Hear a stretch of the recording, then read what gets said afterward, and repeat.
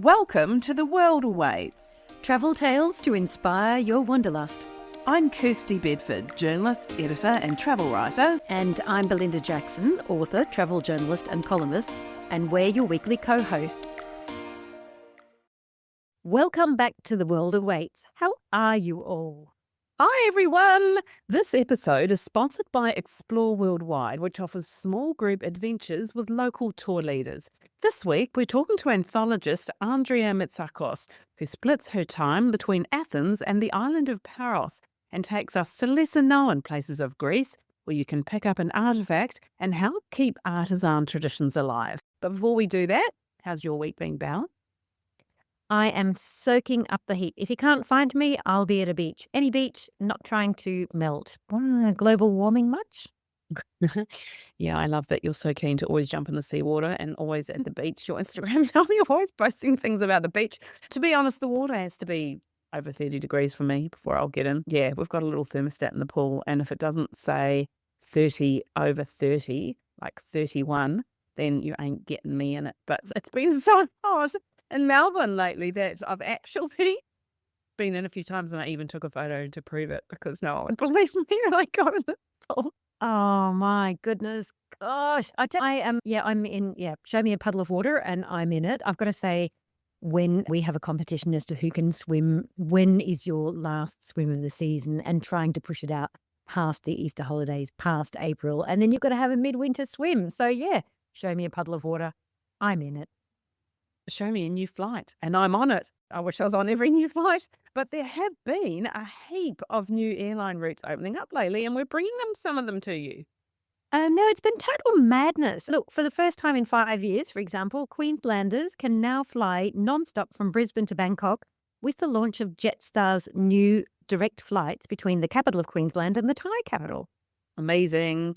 And New Zealand bound Queenslanders, because there's so many of you, have a new option to fly home thanks to Solomon Airlines. So Solomon Islands National Carrier has launched a new non-stop Brisbane to Auckland service, and that kicks off later this month, and that's February 2025 for those who are listening on playback. And hello to you. We love that you are listening back to us. And Singapore Airlines has announced an increase in Brisbane services, and it's now doing 4 flights a day. 4 flights a day. Incredible. So that's back to pre-pandemic levels for the first time in 5 years, and that starts in June. Oh, that is a lot of flights. It's not all East Coast. Good news for those in WA. Indonesian airline Transnua is starting flights between Perth and Denpasar in Bali. They start on the 20th of March. And with the launch of Juneo Air Service from Shanghai into Sydney and Melbourne, the seat capacity between Sydney and mainland China is even higher than it was in the bumper year of 2019. And Qantas has also announced it will launch seasonal flights between Sydney and Sapporo's airport in Hokkaido in northern Japan, which is great news for a number of reasons. One is because we love Japan, and also it gets that it addresses that concern that Japan has had about over-tourism and everybody crowding into the Tokyo region. So that is a super exciting one when Qantas starts. Yeah, absolutely. And particularly given the news of late that they're trying to disperse people in Japan because it's been so popular that it's starting to get to overcrowded levels, which is such a shame. Really don't want to see that. And Hong Kong Airlines also touched down at Gold Coast Airport in January. That's reinstating the direct route for the first time since 2018. That's pretty exciting to see all these flights come back from the pandemic. Gosh, it's been quite a minute, hasn't it? I need a Bex and a nice lie down after that list. Maybe come December, when Virgin Australia has Q-Suite flights from Melbourne to Doha, that'll be my chance for a nice lie down.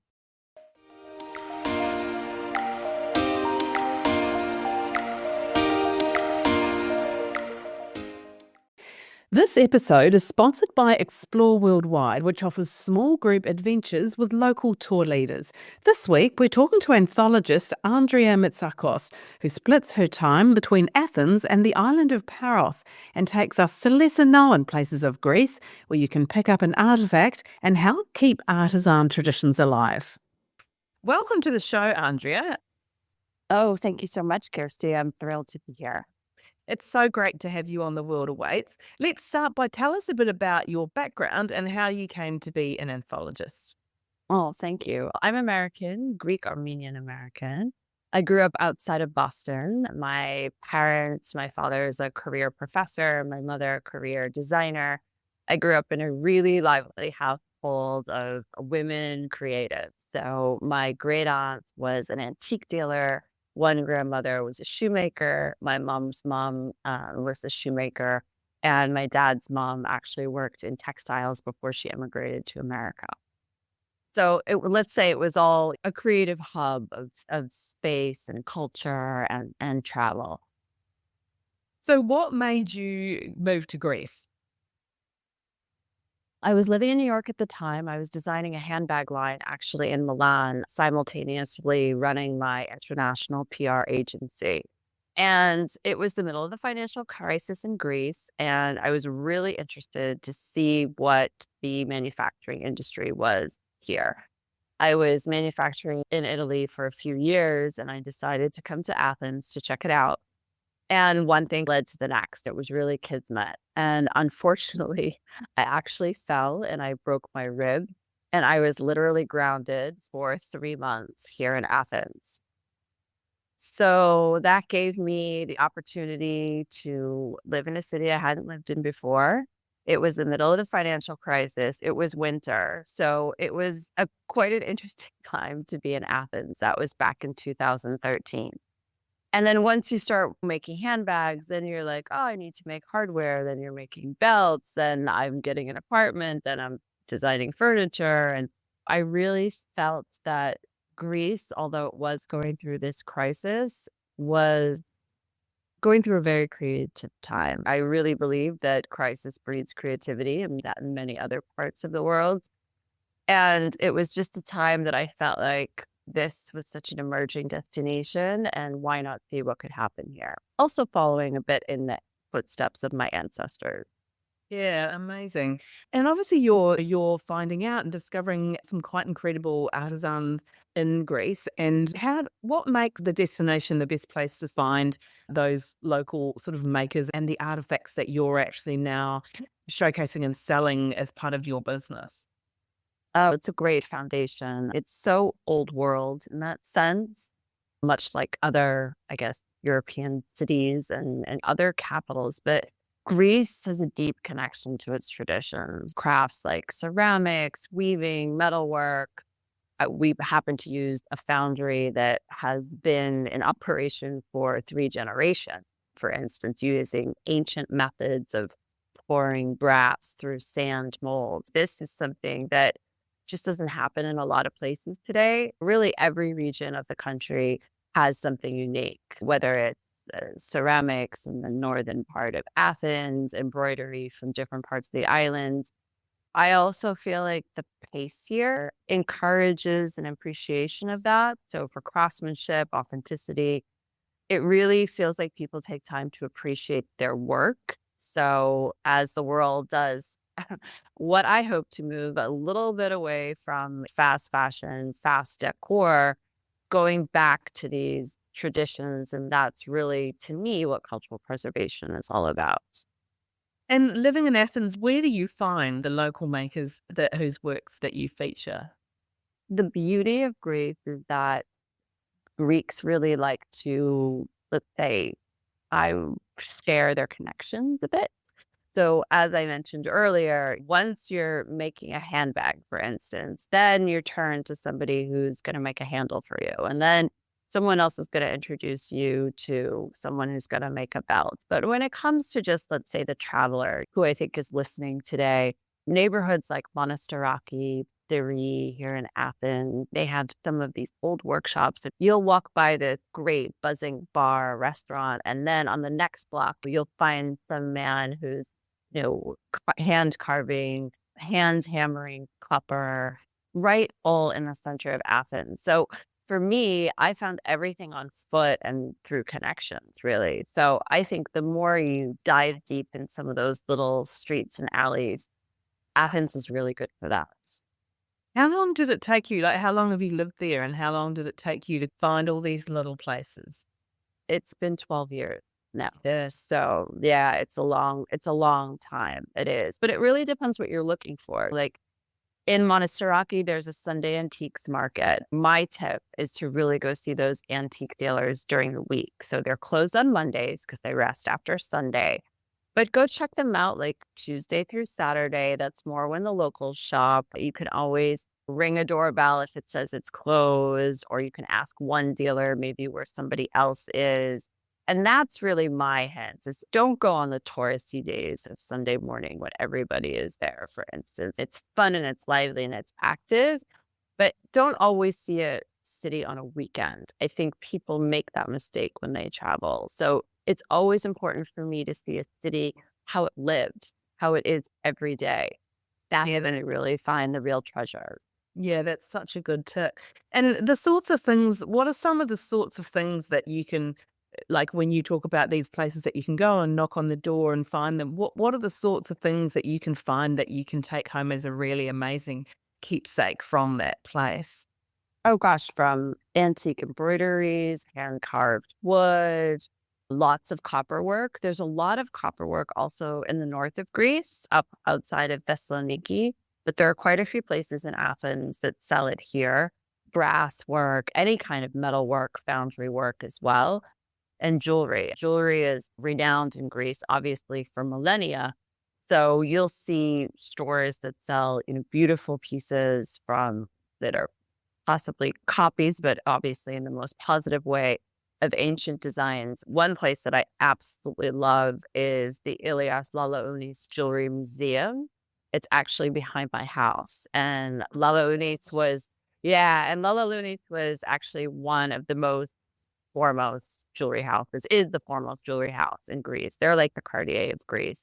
And his workshop was actually behind my house. And then his daughter turned it into a museum. So it's a foundation as well to help support emerging jewelry designers. And it's just such a beautiful space and a great find.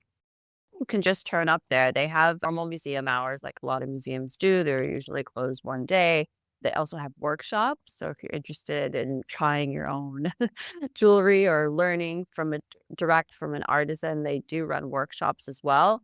They also have apprenticeships for emerging jewelry artists as well that they help support. They have a gorgeous little shop. Their main store, Lalaounis, is one of my most favorite places. And when I was a kid, actually, my dad would always buy a piece of Lalaounis jewelry for my mother every Christmas. And I'm 52 this year. So back then, there was no internet, obviously. My dad would get jewelry photocopied, faxed to him, and then we would sit on the sofa and have a cup of tea, and I would circle the pieces that I loved from my mom, and then they would mail it to her. And so the first time I came to Greece, I actually went to the shop and I bought myself a piece of jewelry to continue that tradition. And I met one of the daughters, Ekaterini, and we're still friends today. And I carry on the tradition. Yeah, I love buying a piece of jewelry for myself every year. I think it's really important. Oh, that's such a lovely thing to do. What a wonderful story and a wonderful way to carry on that family tradition. What are some of your other sort of favorite places to go to find, and also places for the creative minded? What are some of the other places that people should make sure they put on their list if they come? Oh, definitely Crete. Crete is it's a country in and of itself, to be perfectly honest. The textiles, traditional craft, there's incredible places. My PR agency, we work with a company called Faya there, and they have two beautiful hotels, Faya Blue and Faya Crete and Malia.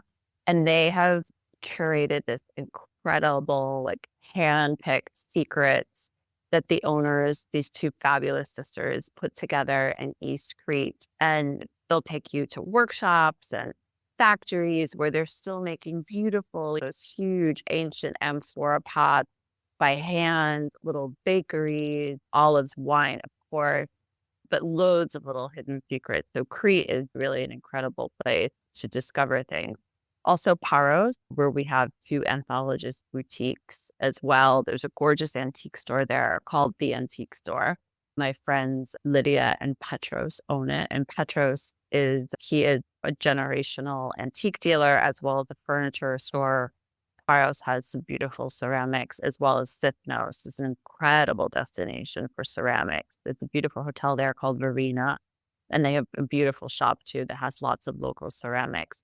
What I try to do is always direct people also to the Cycladic Museum here in Athens. They have a beautiful shop where you can get a great education of the Cycladic islands as well.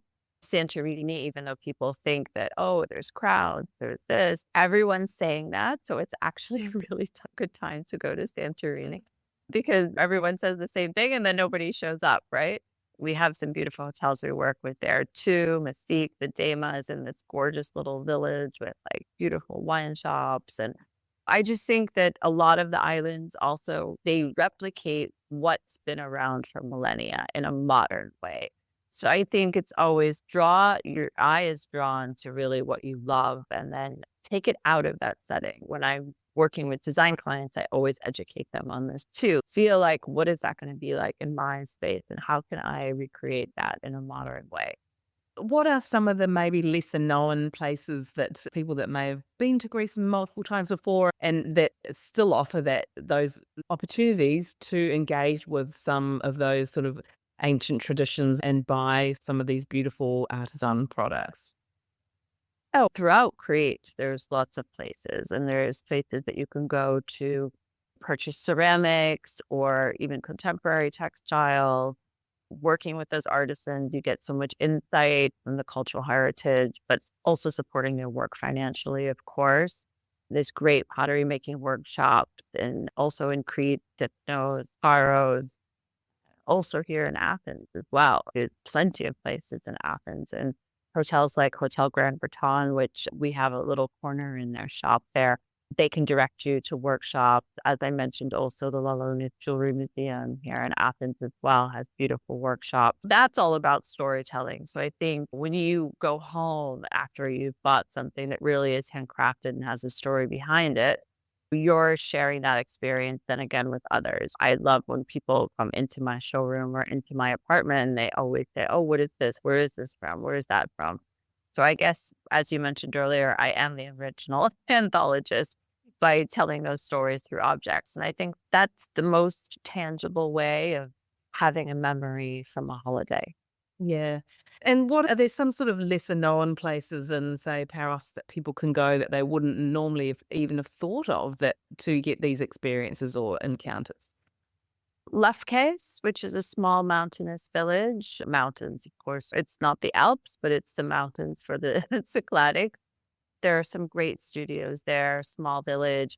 It's important also to poke around just at the beginning and the end of season instead of during July and August. Also, in the south of the island, there are some great places that are tucked away. I think if you do a little bit of research and rent a car, like that's the best way to see Paros. And then there's hotels like where we have our shop, our Peruvian flagship is at Cosme Hotel and Perilio Hotel, was really the first proper hotel on the island. They run these beautiful trips as well that will take you throughout the island to some of these lesser known studios. Amazing. And I've seen that you've been quoted saying about the importance of us upholding these age-old artisanal traditions. Obviously, as you've explained, it's something that it's so incredible to be able to take these pieces home, and that's a way of ensuring that when you're purchasing from them, that those people can continue those traditions. But what are some of the other ways, and how can travelers ensure that we're a part of that cultural preservation? I always say collect, don't shop. That's my mantra. And I think that it's really important to support the local community. The sustainability isn't about being eco or green all the time, right? And this is why anthologists exist. So when you're a traveler and you go to a destination, I think it's so important to be, of course, respectful of culture and tradition. And at the same time, when you are purchasing something that is a tangible representation of a destination, you're making a contribution not only financially, but also to that cultural preservation of a destination, right? That's something that you're going to have forever. It's better than any memory. So what are your future plans as far as being an anthologist? This year, we continue our showroom in Athens. We're doing by appointment here. We're launching some really interesting collections. So we're launching a vintage textile collection, which will be online in the next 30 days or so, which we're really excited about. And I've collected so many textiles over the years, so they're really hard to part with, but I can't keep them all. So we've decided to share them with the world, which I love textiles. My grandmother made textiles, so it's a really important part of me and what the company is about. We'll be opening our seasonal summer shops in Paros, so at Perilio and Cosme Hotel. We're doing a really exciting installation in Crete at Faya Blue, which is a new boutique hotel that opened last summer. So we're really excited about that. We have a big project in Athens that I can't talk about yet, but stay tuned. So that will be done hopefully by the end of the year. We also are launching a rattan furniture line. So outside of Greece, but in Dominican Republic in the Caribbean. I recently just did my first interior design project, which was at a hotel called East Winds on the island of St. Lucia.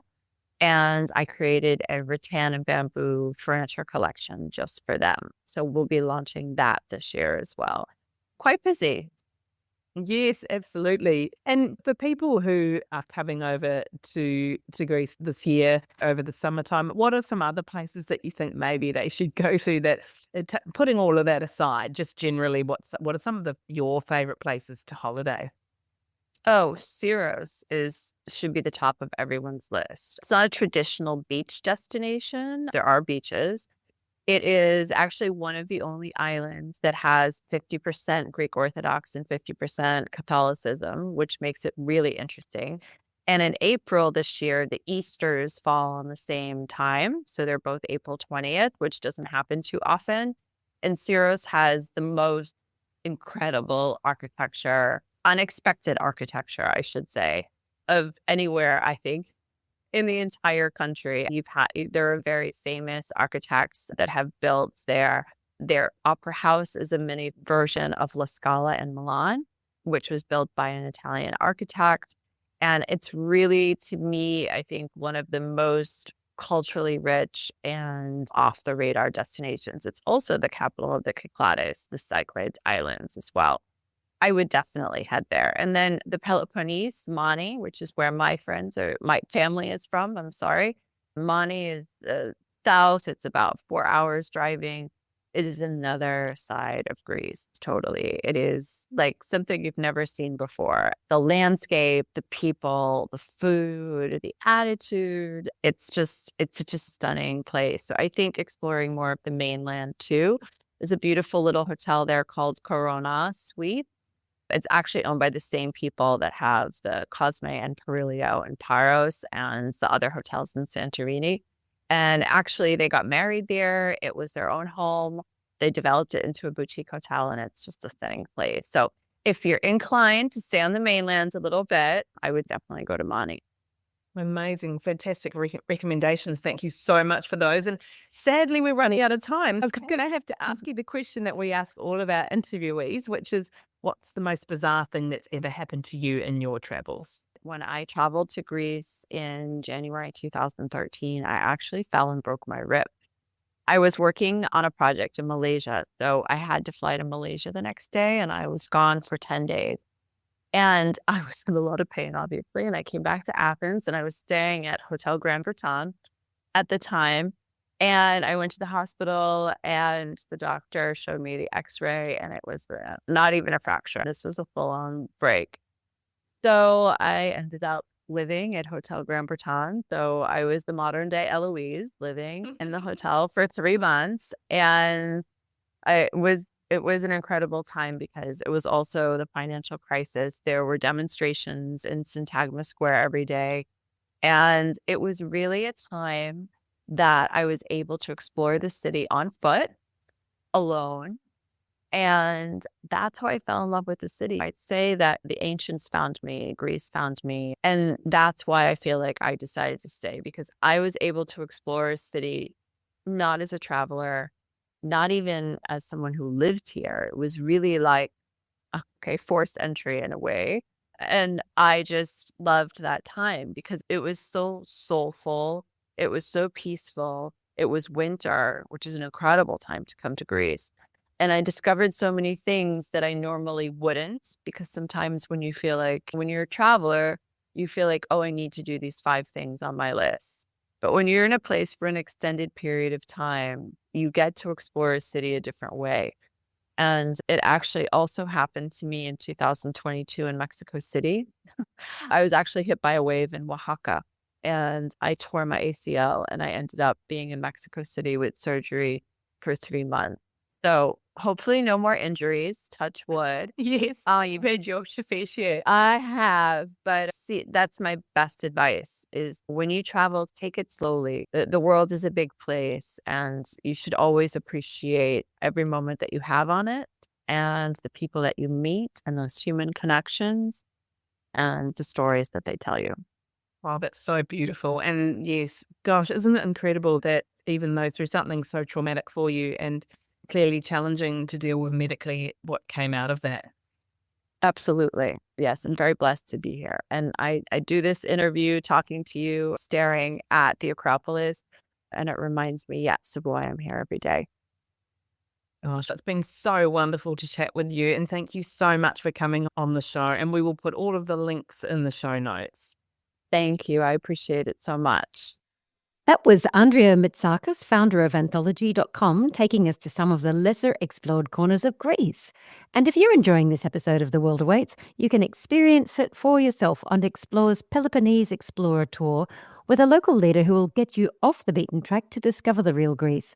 Head to exploreworldwide.com.au to find out more.